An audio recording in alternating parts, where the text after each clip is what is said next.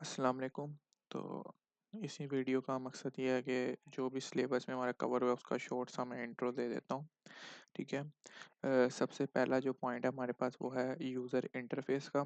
ठीक है। अभी मैंने एक यूनिटी का पैकेज ऑन किया हुआ। ठीक है। और ये जो जितना भी ओपन होने के बाद जब पैकेज लोड होता है उसके बाद ओपन होता है तो जितना भी है वो सारा हमारे पास जो है वो इंटरफेस है।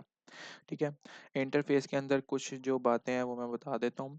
ये टॉप पे आपको नज़र आ रहा होगा जहाँ पे यूनिटी का लोगो है उसके राइट साइड पे फाइल चेक लिखा हुआ है। फाइल चेक क्या है? जो मैंने अपने पैकेज का नाम रखा है, यानी कि जब मैंने फाइल क्रिएट की तो वहाँ पे मैं एक नाम देता था कि मेरे प्रोजेक्ट का नाम क्या होगा, तो वो प्रोजेक्ट का नाम यहाँ पे शो होता है आपको। ठीक है।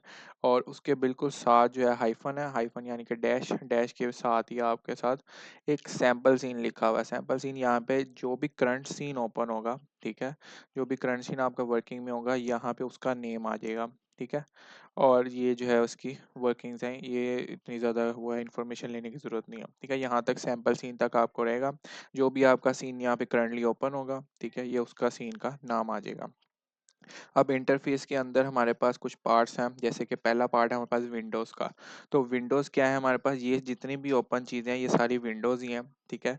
ये हायरार्की की विंडो है, ये हमारे पास सीन की विंडो है। ठीक है। ये हमारे पास एसेट स्टोर्स की विंडो है। ठीक है। और ये गेम की विंडो है, ये इंस्पेक्टर की विंडो, और ये प्रोजेक्ट की विंडो, और ये साथ कंसोल दिया हुआ है इसकी विंडोज़ है। ठीक है। आप इसको टैब्स कह लो, विंडोज़ कह लो, एक ही बात है। ठीक है। अब हम इनका शॉर्ट सा इंट्रो देखते हैं कि ये है क्या चीज़ें। सबसे पहले हायरार्की से हम स्टार्ट करते हैं। हायरार्की में क्या होता है हमारे पास? जितनी भी हमारे पास करंटली हमारे सीन के अंदर चीज़ें पड़ी होती हैं वो सारी हायरार्की के अंदर हमें शो हो रही होती हैं। ठीक है। अब जैसे कि मेरे पास यहाँ पे एक सीन के अंदर एक चीज़ पड़ी हुई है जिसको हम डायरेक्शन लाइट कहते हैं। ठीक है। एक लाइट पड़ी हुई है, वो मेरे पास इधर भी हायरार्की में भी जो है शो हो रही है। और एक और चीज़ है मेरे पास, वो है हमारे पास मेन कैमरा, और वो भी मेरे पास क्या हो रहा है? शो हो रहा है। तो अब हम क्या करेंगे, अब सीन को देखने के सीन की जो है हमारे पास विंडो क्या कहती है। सीन की विंडो ये है कि इसके अंदर हमारी सारी जो है मॉडिफिकेशन, इम्प्लीमेंटेशन सारी गेम की इसके अंदर होगी। ठीक है। इस सीन के अंदर जितनी भी चीज़ें होंगी, यानी कि जो हमारी हायरार्की के अंदर आ रही होंगी, वो सब हमारे पास गेम ऑब्जेक्ट्स कहलाती हैं। ठीक है। उसको हम गेम ऑब्जेक्ट्स कहते हैं। ठीक है। अब सीन के अंदर हमारे पास कुछ टूल्स दिए हुए हैं उन्होंने कि आप टूल यूज़ करके अपनी जो है गेम बिल्ड कर सकते हो। अब वो किस तरह? अब सपोज मेरे पास ये कैमरा था, कैमरे पे जैसे ही मैंने क्लिक किया तो यहाँ पे हायरार्की में भी कैमरा सेलेक्ट हो गया। ठीक है। और यहाँ पे मेरे पास कैमरा सीन के अंदर भी सिलेक्टेड हो गया। अब मैं क्या करूँगा, यहाँ पे मूव टूल पे जैसे ही क्लिक करूँगा तो वो क्या करेगा, 3 एरोज़ दे देगा मुझे। ठीक है। अब इन एरो को, जो एरो के हेड है, मैं उन पे क्लिक करके जैसे ही उसको खींचता हूँ, ठीक है, माउस को ड्रैग करता हूँ तो वो क्या करेगा, मेरे कैमरे को एक मूवमेंट दे देगा। ठीक है। उसकी लोकेशन चेंज कर रहा है वो। ठीक है। इन सब एक्सिस के अंदर। नेक्स्ट मेरे पास रोटेशन टूल है, वो क्या करता है, रोटेट करता है उन एक्सिस के अंदर। ठीक है। इस तरह और कुछ इस तरह। ठीक है।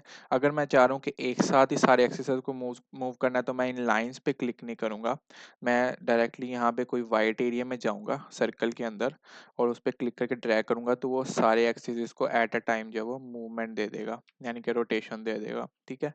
अब नेक्स्ट हमारे पास है स्केल टूल। ठीक है। स्केल टूल से हम उसको कैपिटलाइज कर सकते हैं। अभी इसमें शो नहीं होगा कि ये कैमरा, कैमरे को यूज़ करें, लेकिन आप यहाँ से उसकी दे सकते हो कि हम जैसे ही उसकी स्केलिंग बढ़ा रहे हैं, यानी कि उसकी स्केलिंग खींच रहे हैं।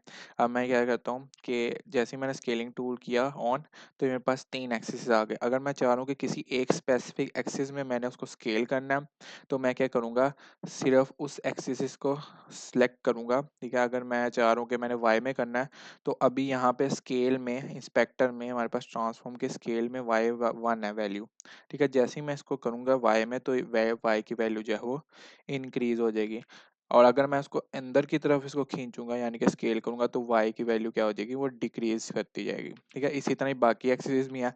अगर मैं चाह रहा हूँ कि मेरे स्केल तीनों में एक साथ हो, जैसे हमने रोटेशन में देखा था कि हम तीनों को एक साथ रोटेट कर रहे थे, तो मैं इसके तीनों बॉक्सेस के बिल्कुल सेंटर में एक बॉक्स है ग्रे कलर का, उस पर क्लिक करके उसको खींचूंगा तो देखो स्केल वो एट अ टाइम कर रहा है हमारे पास यहाँ पे। ठीक है। और तीनों की सेम वैल्यू आ रही है। अब ये थी हमारे पास कुछ जो है हमारे पास विंडो से सीन विंडो से रिलेटेड चीज़ें, ठीक है। और बाकी इससे ज़्यादा हमें जो है वो टूल बार को करने की ज़रूरत नहीं है, बस ये 3 चीज़ें जो मेन थी, एक मूव टूल, रोटेट टूल और स्केल टूल, ठीक है। अब इसके अंदर हमने घूमना कैसे है? घूमने के लिए हम क्या करेंगे, पहले माउस के सीन को, अपने माउस के जो पॉइंटर है, ठीक है, जो ये पर्पल कलर का मेरा नज़र आ रहा है कर्सर, इसको हम क्या करेंगे, सीन के अंदर लाएंगे, सीन में यानी कि सीन विंडो के अंदर कहीं पे भी लेके जाएंगे और राइट क्लिक करके रखेंगे। जैसे ही राइट क्लिक करके रखा तो ये आई ऑन हो जाएगा, ठीक है। आई का मतलब है अब आप मूवमेंट कर सकते हो, और ये आपने होल्ड करके रखना है राइट क्लिक, और उसके बाद डब्ल्यू एस और डी से आपने जो है इसकी मूवमेंट करनी है, और साथ साथ इसको आई को आप ड्रैग करके रोटेट भी कर सकते हो अपने माउस से। क्या अभी मैं माउस को राइट करता हूँ, माउस को लेफ्ट करता हूँ, ऊपर करता हूँ, नीचे करता हूँ, फिर मैं एस प्रेस करता हूँ तो दूर जा रहा है, डब्ल्यू तो करीब, राइट जाना है मैंने तो डी प्रेस किया, और लेफ्ट जाना है तो मैंने ए प्रेस कर दिया, ठीक है। ये इसकी थोड़ी सी रोटेशन थी।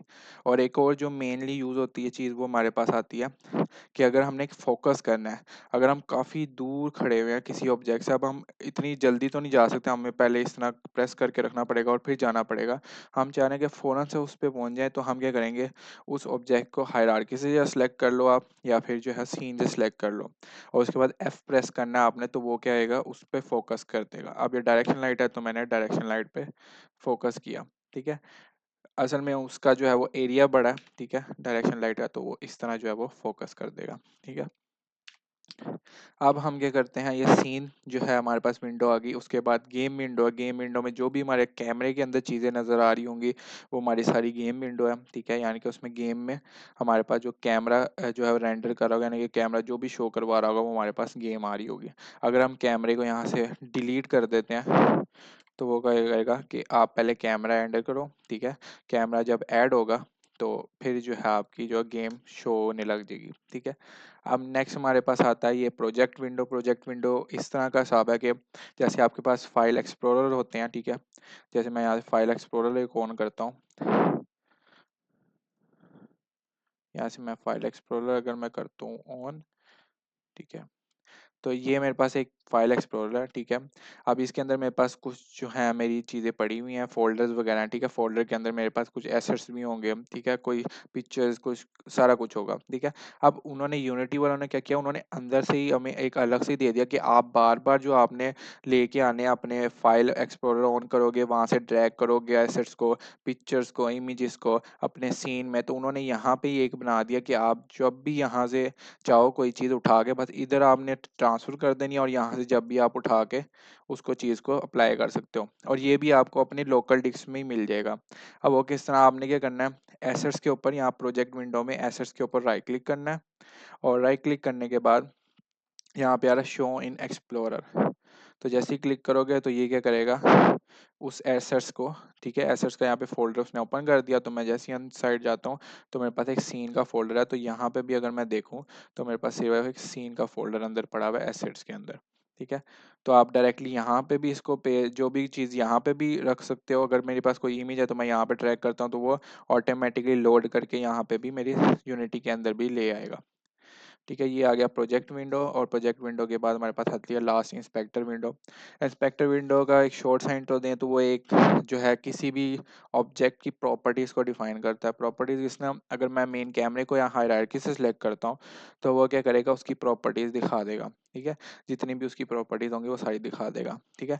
बाय डिफ़ॉल्ट याद रखना कि हमेशा ट्रांसफॉर्म का जो कंपोनेंट है, ये सारे कंपोनेंट्स हमारे पास प्रॉपर्टीज़ में हमारे पास सारे कंपोनेंट्स होते हैं। तो बाय डिफ़ॉल्ट हमारे पास जो कंपोनेंट है ट्रांसफॉर्म का, वो बाय डिफ़ॉल्ट हर ऑब्जेक्ट के साथ ही आता है, ठीक है। अगर कोई एम्प्टी ऑब्जेक्ट पे उसके साथ ट्रांसफॉर्म ज़रूर होता है, ठीक है। अच्छा, अब हम चलते हैं नेक्स्ट। हमारे पास गेम ऑब्जेक्ट्स है। गेम ऑब्जेक्ट्स हो गया हमारे पास हायरार्की में जो भी चीज़ें होती हैं वो सारी हमारे पास गेम ऑब्जेक्ट्स होती हैं। ट्रांसफॉर्म के कंपोनेंट को देखा हमने, ट्रांसफॉर्म के कंपोनेंट को डीप देख लेते हैं। ट्रांसफॉर्म के कंपोनेंट में क्या होता है, हमारे पास पोजीशंस होती है जिसमें एक्स वाई और जेड की डायरेक्शंस होती हैं, रोटेशन होती है वो भी एक्स वाई जेड होती है, और स्केल होती है और एक्स वाई जेड। ठीक है, स्केल के साथ एक ये छोटा सा लिंक का ऑप्शन है, ये देखने हैं ये क्या चीज़ है। ये अभी इस लिंक के ऑप्शन पे एक क्रॉस लगा हुआ है, यानी कि एक स्लैश लगा हुआ है कि अभी ये यूज़ नहीं हो रहा। ठीक है, जैसे ही हम इस पर क्लिक करेंगे तो वो स्लैश हट जाएगा, यानी कि अभी वो यूज़ हो रहा है। तो अगर हम क्या करें, यहाँ से इसकी इंक्रीज करना चाहें, ठीक है, किसी भी जो है हम वैल्यू को इंक्रीज करना चाहें तो हम क्या करेंगे, उसके वेरिएबल यानी कि उसका जो नाम है एक्स लिखा हुआ है, तो मैं एक्स के ऊपर जैसे ही आऊँगा तो मेरा जो है कर्सर चेंज हो जाएगा। उसके बाद फिर मैं ड्रैग करके यानी कि क्लिक करके मैंने ड्रैग करना, तो ये क्या करेगा, इस तरह करके उसकी वैल्यू को इंक्रीज और डिक्रीज कर देगा। अब ये लिंकिंग का फंक्शन क्या कर रहा है, जैसे हमने यहाँ पे स्केल में देखा था कि अगर हम सेंटर में करके क्लिक कर रहे थे तो वो एक साथ ही सारी चीज़ों को यानी कि सारी वैल्यूज़ को एक साथ ही इंक्रीज या डिक्रीज कर रहा था।